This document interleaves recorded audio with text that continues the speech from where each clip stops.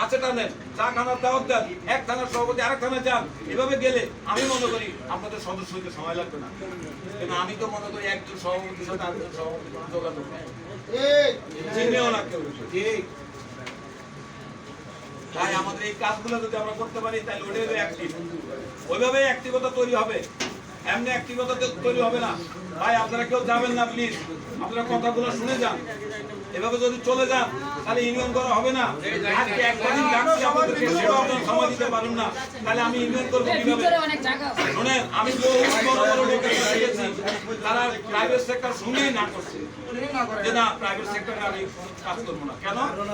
Private সেক্টরে আর সময় দিতে পারবো না। দিয়ে না তোমাদেরকে ডাকলে 50 জন লোক আমরা পাই না, তাহলে তোমাদের কাছে আমরা কেন যাবো? কেন যাবো আমরা?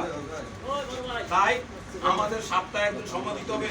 এই সময়টা কে বাইর করবো? ঢাকা প্রাইভেট কার চালক ইউনিয়ন বাইর করবে।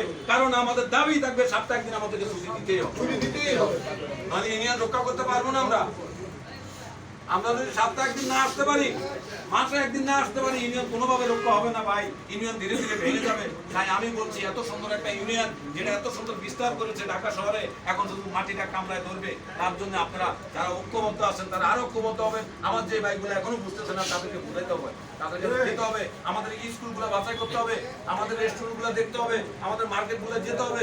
আমরা যখন গাড়ি নিয়ে কোথাও যাই, গাড়িতে বসে না থেকে আমার পাশের ড্রাইভার ভাইটাকে যেভাবে কনভেন্স করে তার থেকে আরেকটা ভাই নাম্বার দিয়ে এভাবে এলাকার যে থানাগুলো বাকি আছে সেগুলো অ্যাক্টিভ করতে হবে।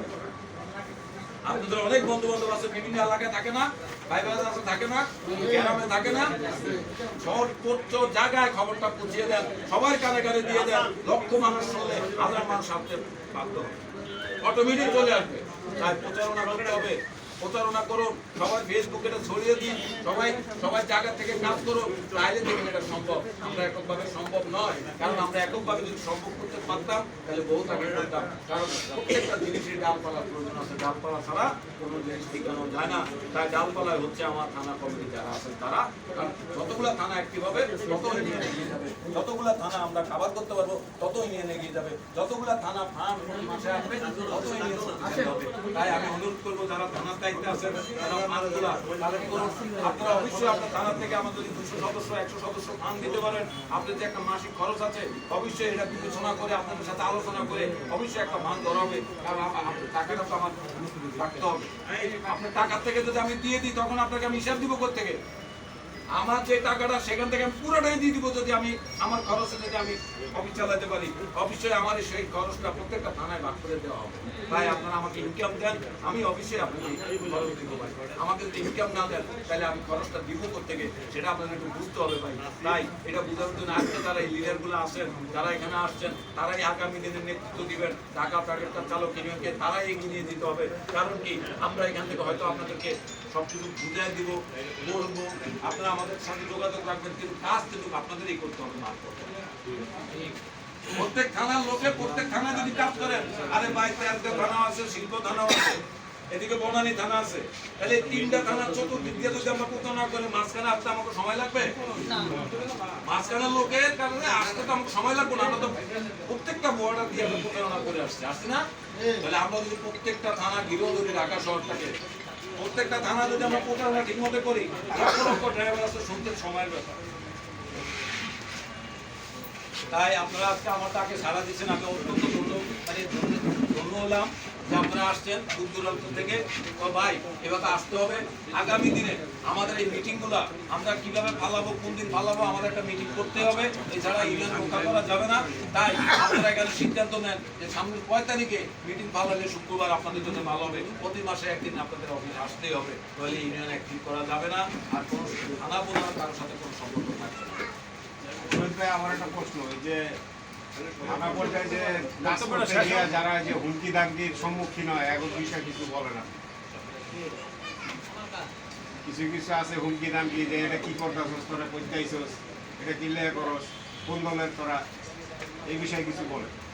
আমি এই বিষয়ে বলতে চাই, আমার কথা হচ্ছে ঢাকা প্রাইভেট কার চালক ইউনিয়নের প্রচারণা কাজ করতে গিয়ে যদি কোনো ভাই, কোনো নেতা, কোনো প্রশাসন এদের হুমকি দামকিতে আপনারা যদি করেন কিংবা আপনি বিব্রত বোধ হন, আপনি যদি বিপদে পড়েন, অবশ্যই আমাদের কাছে কমপ্লেন দিবেন, আমরা তদন্ত করে অবশ্যই ব্যবস্থা নেব। কারণ আমরা এখানে ইউনিয়ন করতে এসেছি, অবশ্যই আমরা লোক নিয়ে নেবেন। আর সেন্ট্রাল অফিস আপনাকে অধিকার দিয়েছে, পারমিশন দিয়েছে। আমি যদি না এভাবে কাজ করি, আমি যদি শ্রমিকের জন্য কাজ করি, আমাকে ঢাকাবো কে? দেখাবে। তাই অন্যায়ভাবে যদি আপনাদের হয়রানি করে, অন্যায়ভাবে যদি প্রশাসন আপনাদের উপর নির্যাতন করে, অবশ্যই সেন্ট্রাল অফিসে দেখবে। সেন্ট্রাল অফিস এটা কোনো সাধারণ ইউনিয়ন নয়। আপনারা যদি এটা রক্ষা করতে পারেন, আগামী দিনে কি কি যে সুবিধা আপনারা এটা থেকে পাবেন ভাই আল্লাহ পাকে জানে। গাছ লাগাইছি, গাছ অলরেডি চেষ্টা হয়েছে। আমি গাছটাকে আমি দুর্বল ভাবে যে বেড়াটা এখন দিছি, যে বেড়াটা দুর্বল। কেন দুর্বল? থানাগুলা ওরকম শক্তিশালী হয় না। যদি থানাগুলা শক্তিশালী হতো, আমার বেড়াটা শক্তিশালী হতো। আমার বেড়া শক্তিশালী থাকলে আশেপাশে কে আছে না আছে আমার দেখার সমস্যা ছিল না। এখন তো আমার বেড়া দুর্বল, যে কোনো মুহূর্তে একদিন ঢুকে যেতে পারে, যে কোনো মুহূর্তে তাই আমরা রাজনীতি করবো, অবশ্যই রাজনীতি সব জায়গায় থাকে, কিন্তু আমরা করবো দেশ ও শ্রমিকের জন্য রাজনীতি। আর একটা জিনিস বলেছেন যে না, গাঁজা নেশা যে কোনো কিছু যদি ধরা খায়, যদি অ্যাক্সিডেন্ট করে সে ধরা খায়, আমার ঢাকা প্রাইভেট কার চালক ইউনিয়নের লক্ষ্যই থাকবে তাকে আগে উদ্ধার করা। সে যদি আমার শ্রমিক হয়ে থাকে, আমার ইউনিয়ন কর্মী হয়ে থাকে, তাকে আমি সেভ করবো, তারপরে আইনের মাধ্যমে তাকে বিচার। আমরা কত স্বাধীনতা তাকে তুলে দেবো না, কারণ সে একজন শ্রমিক, দুর্ঘটনা ঘটতে পারে, সে যে কোনো কাজ করতে পারে। প্রত্যেকটা মানুষের খারাপ কাজ ভালো কাজের সাথে যুক্ত আছে না? আর প্রাইভেট সেক্টর আছে তা তো না, ড্রাইভার আছে তা তো না। কারণ তারা খায় সুন্দর রাস্তার সাথে বসে, আমরা খাই রাস্তায়, এই জন্য আমরা খারাপ। তাই আমার ঢাকা প্রাইভেট কার চালক ইউনিয়নের লক্ষ্য থাকবে, আমার যে কোনো শ্রমিক যে কোনো জায়গায় বিপদে পড়লে তাকে আগে রক্ষা করা, বিচারের মাধ্যমে তার সঠিকভাবে বিচার করা। আপনারা আমাকে নিরাপদ সড়ক দিচ্ছেন, কি সুন্দর নিরাপদ সড়ক দিচ্ছেন, যে নিরাপদ সড়কে আমার চতুর্দিকে দেখে তারপরে গাড়ি চালাচ্ছে। আরে আপনি বিদেশে যারা গাড়ি চালাচ্ছেন, অনেকে আসেন এখানে, বিদেশে ড্রাইভে বসছেন, স্টার্টিং এ বসছেন, যা স্টেট করার তাকায় দিচ্ছেন আপনি, আর গাড়ি চলতেছে 150-200।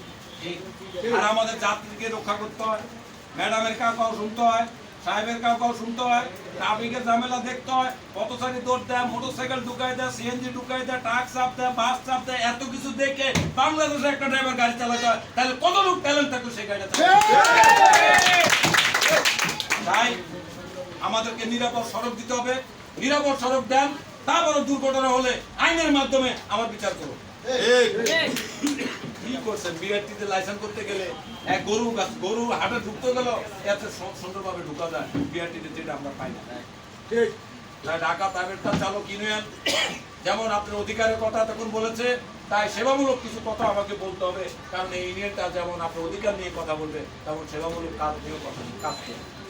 সেবামূলক কাজ কি হতে পারে?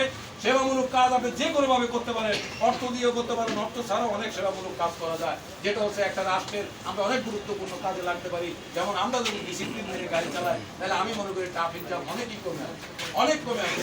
কারণ আমি যদি লেন মোতাবেক গাড়ি চালাই, সিগন্যালটা ক্লিয়ার হওয়ার মতোই আমরা যার মতো যেতে পারবো, চাইনে যাচ্ছি, কেউ বামে যাচ্ছি, পিছিয়ে গাড়িগুলো যাইতে পারতেছি। আর একটা জিনিস হচ্ছে, পথচারীর সাথে আমাদের ভালো সম্পর্ক নাই, সেটা গড়ে তুলতে হবে। আমাদের নিজেদের ভিতরে সম্পর্ক ভালো নাই। আমার একটা জায়গায় আমি অনুষ্ঠানে গেছি, আগে এসে 100 গাড়ি ফিল আপ হয়ে গেছে, পরে আমার 10টা ভাই আসলো, সেই পার্কিং জন্য খালি দিচ্ছে।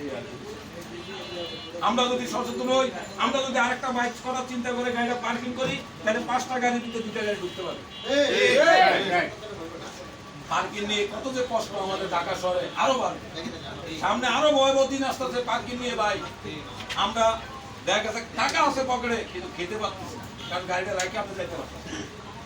আপনার বাথরুম সামনে আছে, কিন্তু আপনি যাইতে পারতেছেন না, আপনার বাথরুম তো গাড়িটা রাখে আপনি যাইতে পারতেন। কে দেখে এগুলা? কেউ দেখার মানুষ নাই।